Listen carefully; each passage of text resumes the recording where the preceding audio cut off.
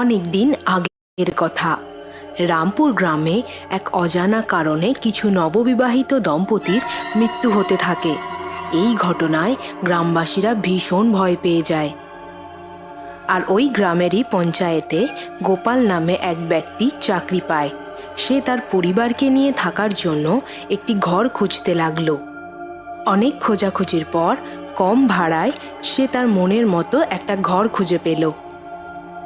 আপনি আমাকে এত কম ভাড়ায় এই ঘর দিচ্ছেন, কোথাও কোনো সমস্যা নেই তো? আরে না না, একদম নতুন ঘরের মতো। তুমি চাইলে থাকার আগে একবার দেখে আসতে পারো। ঠিক আছে, আপনি যখন বলছেন তাহলে আর দরকার নেই। আমি কাল সকালেই জিনিসপত্র নিয়ে পৌঁছে যাব। আর এই নিন আপনার 2 মাসের অগ্রিম ভাড়া। টাকা দিয়ে গোপাল ওখান থেকে চলে গেল। আমি যদি ওকে সত্যিটা বলে দিতাম তাহলে ও এই ঘরটা কখনো নিত না, আর আমি পয়সাও পেতাম না। পরের দিন সকালবেলায় গোপাল ওর বউকে নিয়ে নতুন ঘরে থাকতে চলে এলো। আরে বাহ, কি কপাল! এ তো একদম নতুন ঘর মনে হচ্ছে। কিন্তু এত কম ভাড়ায় এরকম ভালো ঘর আমাদেরকে কেন কেউ দেবে? শোনো, আমি কিন্তু ঠিক বুঝছি না। আরে বিমলা, তুমি এত চিন্তা করছো কেন? এ তো ঠিকই আছে। আমার যেন কেমন গা ছমছম করছে। মনে হচ্ছে এতটা পথ আসাতে তুমি অনেক ক্লান্ত হয়ে পড়েছো। একটু আরাম করে নাও, তারপর দেখবে সব ঠিক লাগবে। সারাদিন কাজকর্মের পর ওরা দুজনেই তাড়াতাড়ি শুয়ে পড়ল। আর তখনই দেওয়ালের মধ্যে থেকে এক ডাইনি বেরিয়ে এলো। আবার নতুন স্বামী স্ত্রী এই ঘরে এসেছে। এদের সাথেও তাই করব যা আগের জনের সাথে করেছিলাম।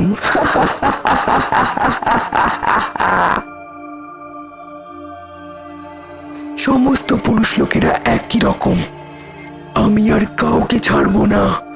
আমার সাথে যা হয়েছে তা যেন আর কারোর সাথে না হয়।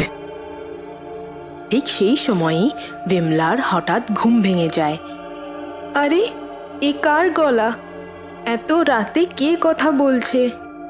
ওগো, শুনছো? একটু ওঠো না। কি হলো? এত রাতে কেন বিরক্ত করছো? ওগো, আমি এই মাত্র কারোর গলার আওয়াজ পেলাম, একটু দেখো না। তোমার কি মাথা খারাপ হয়ে গেছে? এত রাতে এখানে কে কথা বলবে? শুয়ে পড়ো।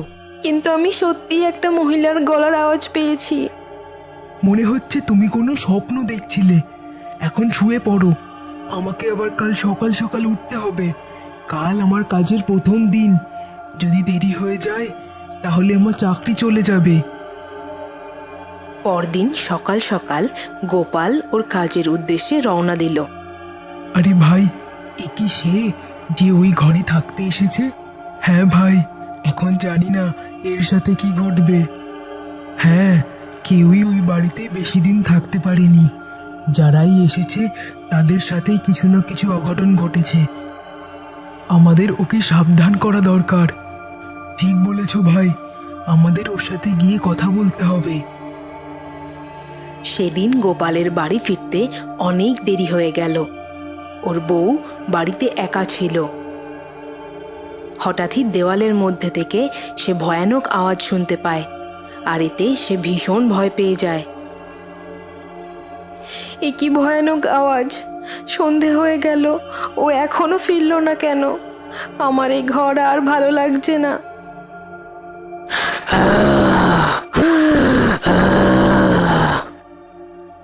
কে কে কে ওখানে? তখনই ওই ডাইনি বিমলার সামনে এলো। নতুন বাড়ি কেমন লাগছে? ভালো তো? হে ভগবান, এ তো ডাইনি! এখন কি করব আমি? আপনার কি চাই? আমি তোর স্বামীকে ছাড়বো না।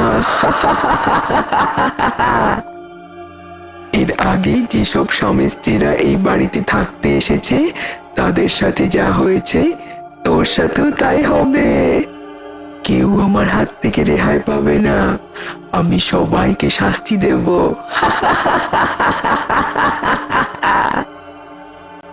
কিছুক্ষণের মধ্যেই গোপাল বাড়ি ফিরল, আর ওই ডাইনি তক্ষুনি অদৃশ্য হয়ে গেল। ওগো, তুমি এসে গেছো। এই ঘরে এক ডাইনি থাকে। কি যা তা বলছো? এখানে তো কেউই নেই। যখন বিমলা পিছনের দিকে তাকালো, ও আর কাউকেই দেখতে পেল না।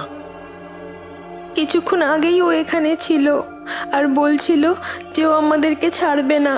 এর আগে এখানে যারা যারা থাকতে এসেছে ও সবাইকে মেরে ফেলেছে, এখন আমাদেরকেও মেরে ফেলবে। মনে হচ্ছে নতুন বাড়িতে একা থাকতে থাকতে তোমার মাথায় এইসব আজে বাজে চিন্তা ঘুরছে। বাইরে গিয়ে প্রতিবেশীদের সাথে তো একটু কথাবার্তা বলতে পারো, তাহলে এইসব চিন্তা আর আসবে না। তুমি আমায় বিশ্বাস করো, এই বাড়িতে কোনো অভিশাপ আছে। আচ্ছা, এই বাড়ি ছেড়ে দিয়ে আমরা অন্য বাড়ি তো নিতে পারি। পাগল হয়ে গেছো নাকি? অনেক কষ্ট করে এত কম ভাড়ায় এত ভালো ঘর পেয়েছি। 2 মাসের ভাড়া দিয়ে দিয়েছি, আর পঞ্চায়েত থেকে বাড়ি অনেক কাছে।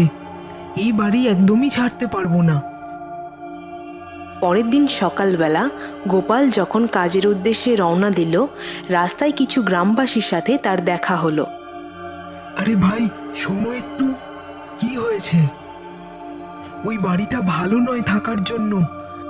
যদি বেঁচে থাকতে চাও তাহলে ওই ঘর ছেড়ে চলে যাও। কেন? কি হয়েছে? আরে, ওটা একটা অভিশপ্ত বাড়ি। কেউই ওখানে বেশি দিন থাকতে পারেনি। তোমার আগে অনেকে থাকতে এসেছিল, কিন্তু সবার সাথেই খুব খারাপ ঘটনা ঘটে। তোমার ভালোর জন্যই বলছি, এক অশুভ আত্মা ওই ঘরকে দখল করে রেখেছে। এই সবই তোমাদের অন্ধবিশ্বাস। কই, আমি তো এখনো কিছু দেখিনি। আচ্ছা ঠিক আছে, আমি এখন চলি, একটু তাড়া আছে আমার। এই বলে গোপাল ওখান থেকে চলে গেল। যেই না সন্ধে পেরিয়ে রাত হলো, দেওয়ালের মধ্যে থেকে ওই ডাইনি ভয়ানক আওয়াজ করতে করতে বাইরে বেরিয়ে এলো। এই ঘরে আজ তোর আর তোর স্বামীর শেষ দিন। দেখো, তুমি আমাদেরকে ছেড়ে দাও। আমরা তোমার কি ক্ষতি করেছি?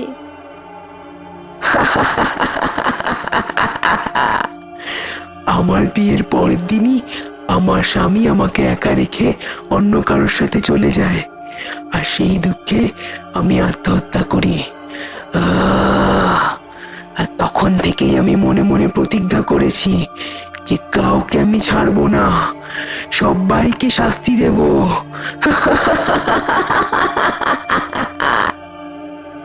কিন্তু আমার স্বামী ওরকম নয়, আমাদেরকে ছেড়ে দাও।